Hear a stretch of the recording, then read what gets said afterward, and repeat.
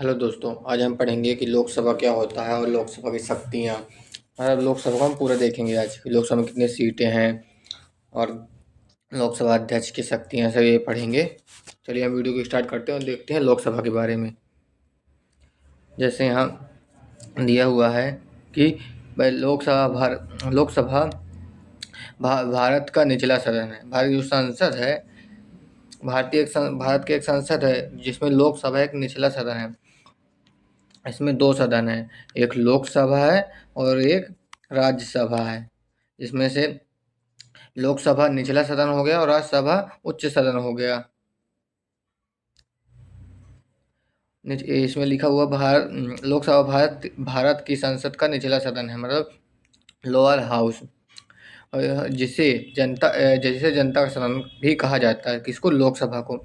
ये भारतीय लोकतंत्र का सबसे महत्वपूर्ण अंग है, क्योंकि इसके इसके सदस्य प्रत्यक्ष रूप से जनता द्वारा चुने जाते हैं। आइए हम इसे विस्तार से देखेंगे लोकसभा को। हम परिचय में देखेंगे लोकसभा के परिचय में।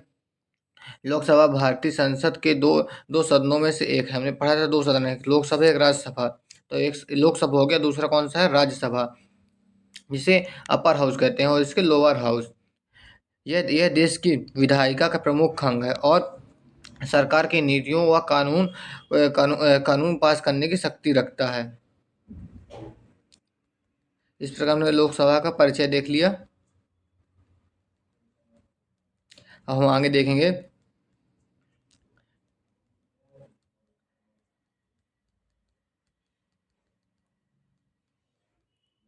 चलिए हम अब देखते हैं आगे कि परिचय हमने देख लिया, लोकसभा क्या है वो देख लिया हमने। अब लोकसभा गठन और सदस्य संख्या देखेंगे।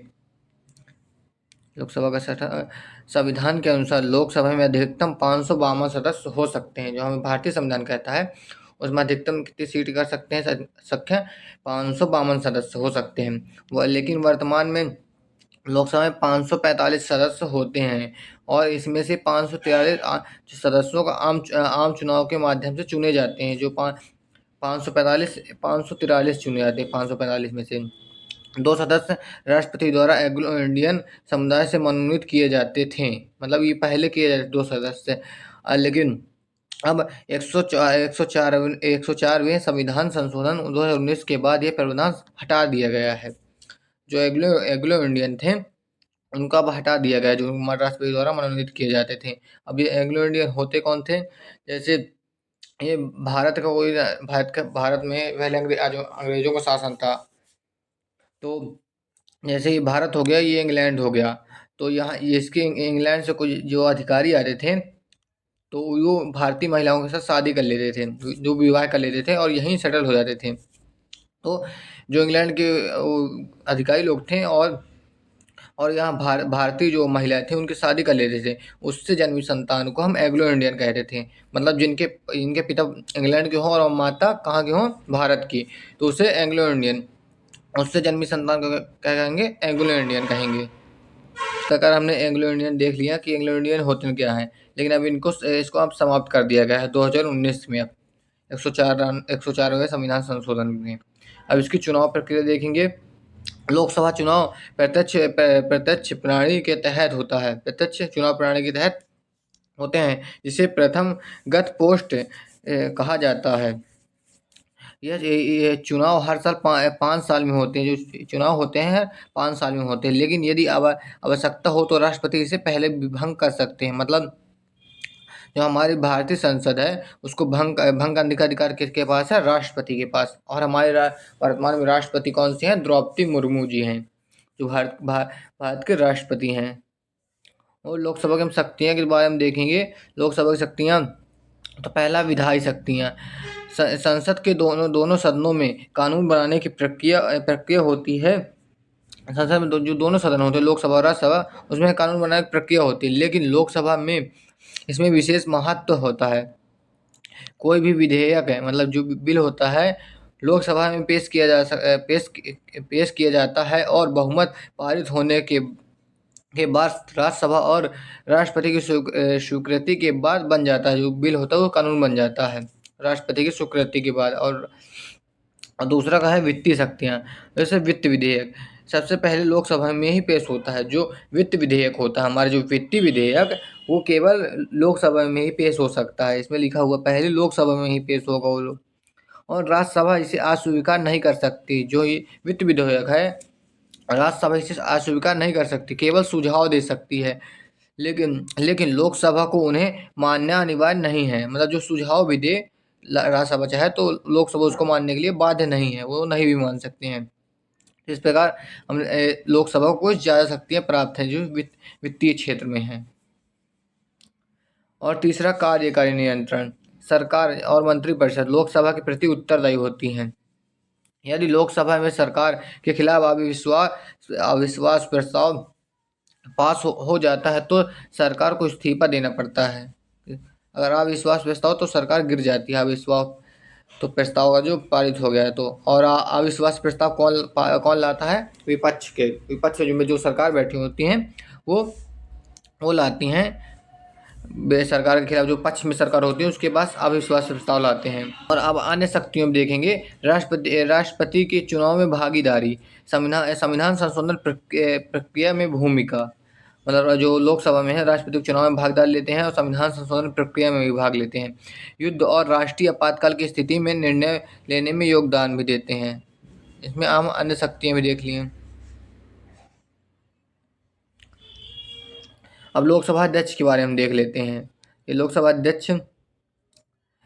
का संचालन लोकसभा अध्यक्ष करते हैं, जो स्पीकर होते हैं। इंग्लिश में अध्यक्ष को स्पीकर बोलते हैं, जो कि वर्तमान में कौन से हैं? ओम बिरला जी हैं, जो कि राजस्थान के कोटा कौन से लोकसभा अध्यक्ष। लोकसभा का संचालन कौन करते हैं? लोकसभा अध्यक्ष। और अध्यक्ष का चुनाव लोकसभा के सदस्यों द्वारा होता है। जो लोकसभा में 543 सदस्य होते हैं, और वो मिलकर लोकसभा अध्यक्ष का चुनाव करते हैं।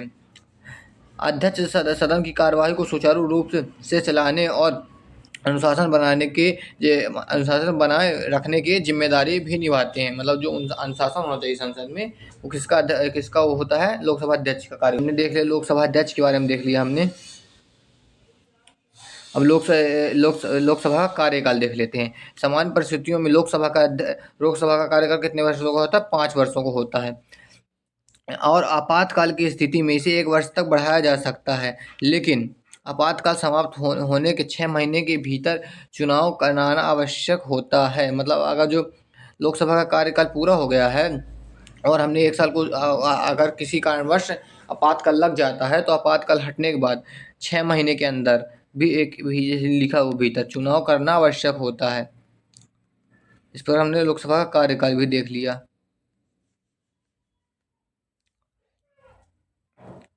अब निष्कर्ष में हम देख लेते हैं। लोकसभा भारत की लोकतांत्रिक व्यवस्था की सबसे महत्वपूर्ण संस्था है। यह सरकार की नीतियों को नियंत्रित करने, कानून बनाने और जनता की आकांक्षाओं को व्यक्त करने का सबसे प्रमुख मंच है। यही कारण है कि इसे जनता का सदन कहा जाता है। अगर ऑब्जेक्टिव में इस तरह पूछ सकता है कि जनता का सदन किसे कहा जाता है, लोकसभा या राज्यसभा को, तो हम कहेंगे लोकसभा को। उसे जनता का सदन कहा जाता है, और इसे निम्न सदन भी कहते हैं, लोकसभा को। इस प्रकार हमने देख लिया लोकसभा के बारे में। ये पूरा हमने देखा है, हमने देख लिया, परिचय देख लिया हमने, और गठन और सदस्य संख्या और चुनाव प्रक्रिया देख लिए। लोकसभा की शक्तियाँ देख ली हैं, जिसमें से विधायी शक्तियाँ, वित्तीय शक्तियाँ देख लिए थे, और कार्यकारी शक्ति देखे थे, और अन्य शक्तियाँ भी देखे थे, और लोकसभा अध्यक्ष भी देख लिए थे, और लोकसभा का कार्यकाल भी हमने देख लिया था, और यहाँ निष्कर्ष हमने देख लिया। इस प्रकार हमने लोकसभा का परिचय पढ़ लिया पूरा।